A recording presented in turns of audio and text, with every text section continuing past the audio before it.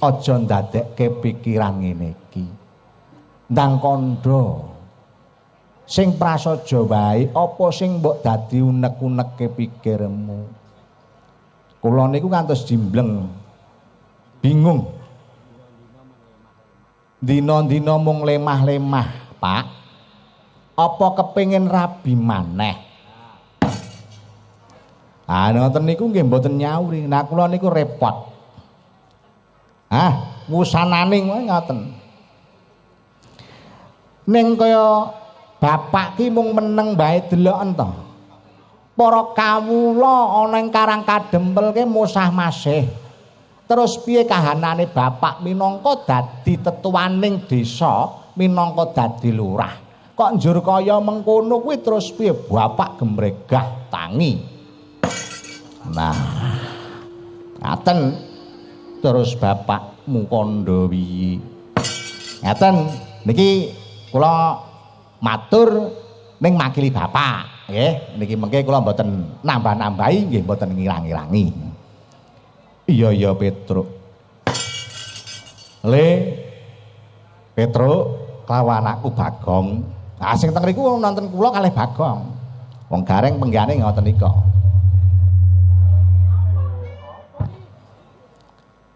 Gareng menika kan nggih piantunipun bocah sregep banget bendina ana ning Tegal nggarap Tegalipun bapak.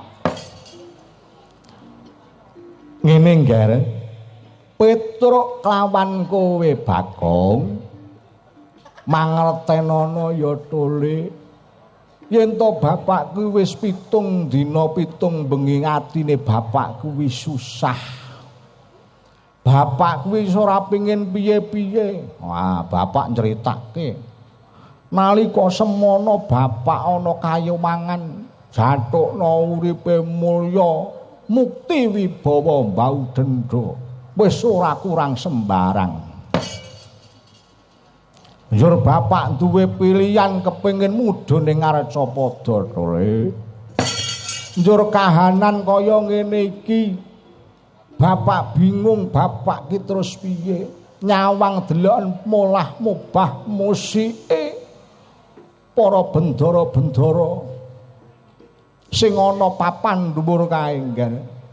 Wis ora gelem mikir kawulane njur saenake dhewe. Wah, yen kaya mengkono kuwi wong bapak bali ning Kayuwangan. Bapak muni ngono kuwi muntap jebret. Ismaya tirase niku medal saking bapak. Ismaya matur, Semar dadi wong sabar. Yen to negara bakal bisa waluya yen to kowe mbangun Kahyangan. Lah niki. Terus bapak matur, minangka sanane mbangun Kahyangan kuwi Karang Kadempel kudu kasinungan wujute Jamus Kalimasada paribasan suwene sakedheping netra. Nah, menika aturipun bapak. Cukup ngono Petruk. Nggih, dados anggen kula sowan wonten Praja Ngamarta mriki dipun kengken bapak, nggih. Menika ngampil nyuwun ngampil wujudipun Jamus Kalimasada kagem srana bapak bangun Kahyangan wonten Karang Kadempel. Nggih, cekap semanten antur kawula. Kula akhiri wabil taufik walhidayah. Wassalamualaikum warahmatullahi wabarakatuh. Bahasamu ya apik tenan to, Truk. Apik wong ya aku ki MC manten kok ya dak. Oh ya sembarang dinyangi. Dadi matur yang ngene bendara kuwi kanggo tata basa sing becik. Iya Petruk, dene apa ing kono yen to bapakmu ya Kakang Semar duwe gegayuhan sing luhur. Ya kuwi arep mbangun Kahyangan kanggo maloyake jati negara ben waloya kuwi nganggo srana Jamus Kalimasada. Nggih. Sawetara kuwi Bapak ugi nyuwun panjenengan ndara-ndara kula Pandhawa ugi nderek rawuh wonten Karangkadempel minangka dados paseksen. Ya kaya ngono ya Petruk.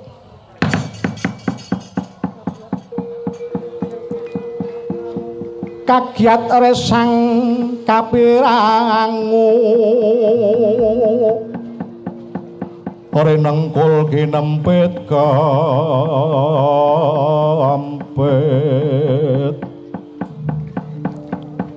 duh sang retnaning pamono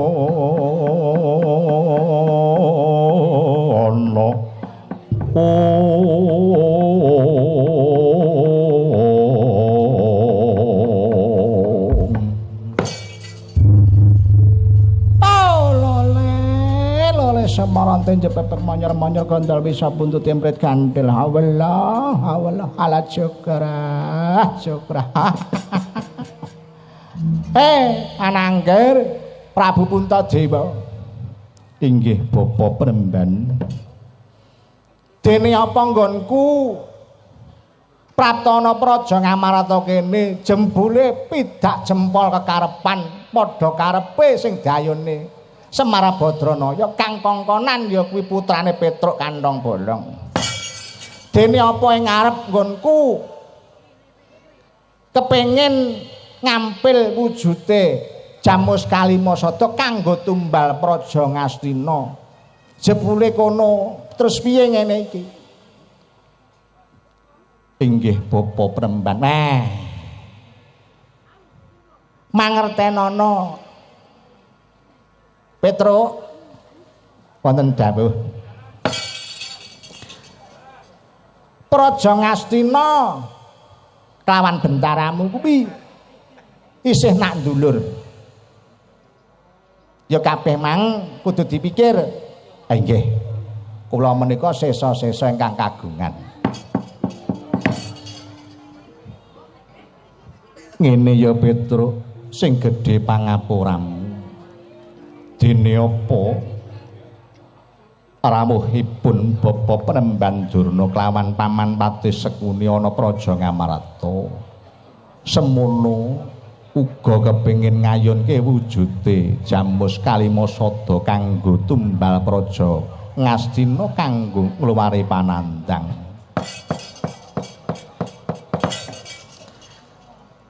yen to dadi pranataning Praja Ngamarata endi sing teka ndingini ya kuwi sing bakal diparingke. Oh kados mekaten.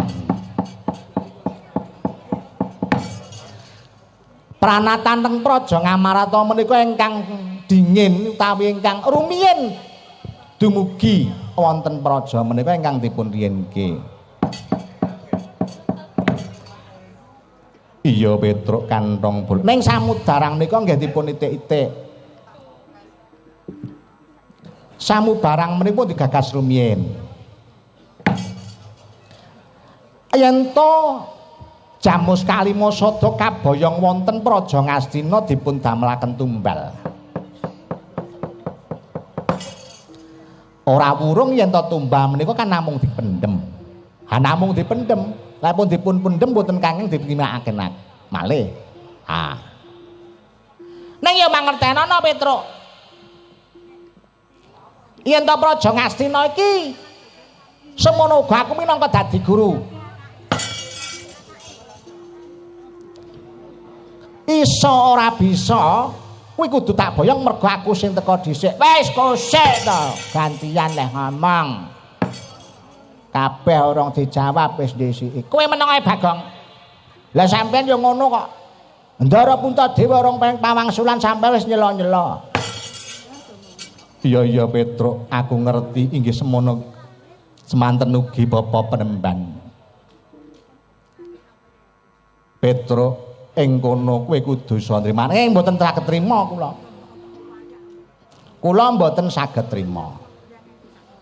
Ah menika jenengan kedahe saged manggaita. Nggih. Saged manggraita yen to negari Ngastina menika kenging pagebluk Mayangkara menika pun sak pantese. Cobi ta. Para ingkang linggah wonten praja menika kados pripun? Menika namung mikir sak penake dhewe. Tumindakipun pripun yen sampun ngartos.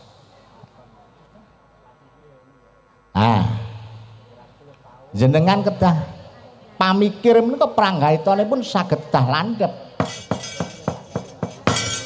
Neng mangertenana Petruk.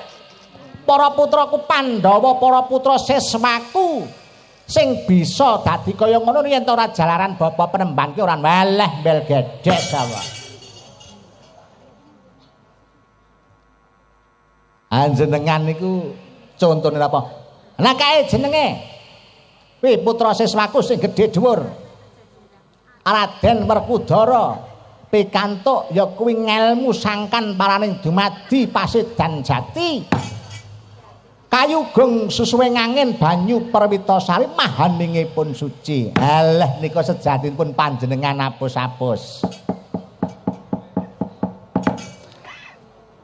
Rumiyin panjenengan badhe ngloropaken ndara kula pun gedhe Werkudara.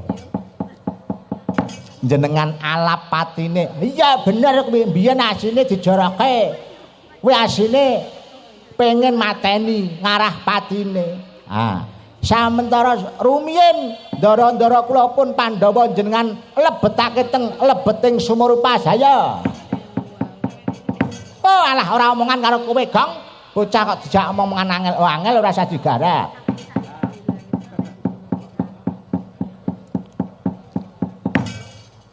Bocah kok dijak omongan ruwet ya judali. Bocah kok repot titip. Jane kuwi kok ndrewiwi ae. Apa ora ngerti bapak penemban kene-kene? Iki pendhita. Iya, pendhita ning kana. Pun menika cekak cukupe Jamus Kalimasada kula suwun. Ya ngene Petruk. Krana Pandhawa ana cacah 5. Ing kono aku bakal pirembugan marang kadang-kadangku. Wah, jane yen to Kakang Semar duweni gegayuhan arep mbangun kayangan, aku arep paring sabyantu. Jodipati Bondo maewewu mok tewu ora apa-apa. Wah, masuk. Semono uga aku kepengin sabyantu marang Kakang Semar. Yen to babagan Jamus Kalimasada aku ora bisa menehke Petruk. Kudu rembukan kadang-kadang dulur-dulur ana cacah 5. Was. Yen to kados mekaten ndara niki mengke krewikan dadi grojokan nglandang carang Jaka Pucuk. Kowe bisa nggawa wujute ya kuwi Jamus Kalimasada yen to bisa ngelangkai bangkene Begawandara. Wah dadi tenan iki.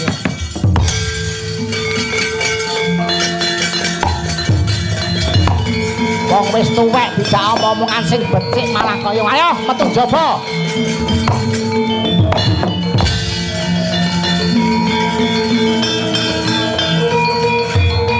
Minggat ora. Iya. Durna musuh.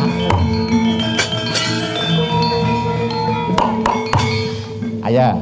Kakangku Petruk musuh Durna, kowe musuh aku Mbak. Lek musuh kowe jelas kowe. Wah, kowe ndang mlayu ta. Aku tak njaluk pamit kok.